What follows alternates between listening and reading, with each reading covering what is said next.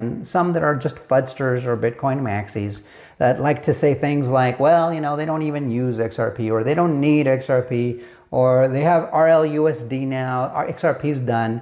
I'm going to let you guys hear it from Big Bad Brad Garlinghouse himself. The big man speaks loudly about this. So is David Schwartz, the CTO of Ripple. So is Monica Long, the president of Ripple, and basically the entire cast.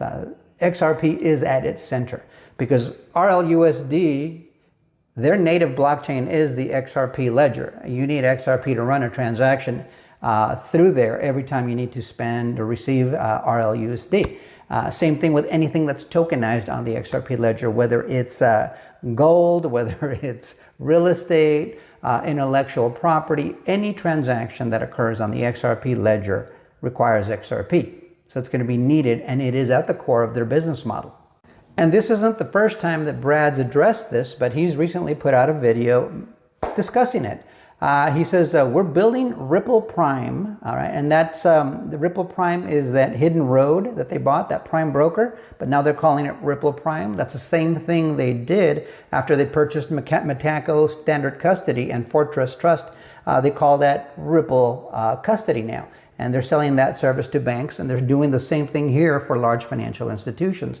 They're using the billion-dollar purchase of Hidden Road, now called Ripple Prime, to service those institutional customers.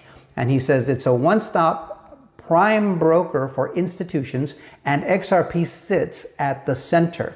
And then you see the little rocket ship with trillions. Exactly. There's going to be a ton of volume going through on that XRP ledger via that new service that Ripple offers to institutions. So let me let you hear it from him in his own mouth, but this and much other information I look at always points in the same direction for me. It always tells me that they're building out that ecosystem that makes sense.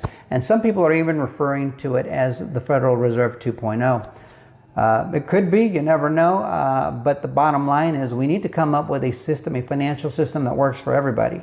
I mentioned in an earlier video, we're not all going to walk around with bars of gold in our pockets. So let's hear from Big Bad Brad. Let me know what you think in the comments. Like, share, subscribe, and bookmark. We'll see you guys on the next one. Till next time, adios. Prime Broker is really a one-stop shop that allows all kinds of different asset managers, whether these are well-known hedge funds, trading desks, market makers. It gives them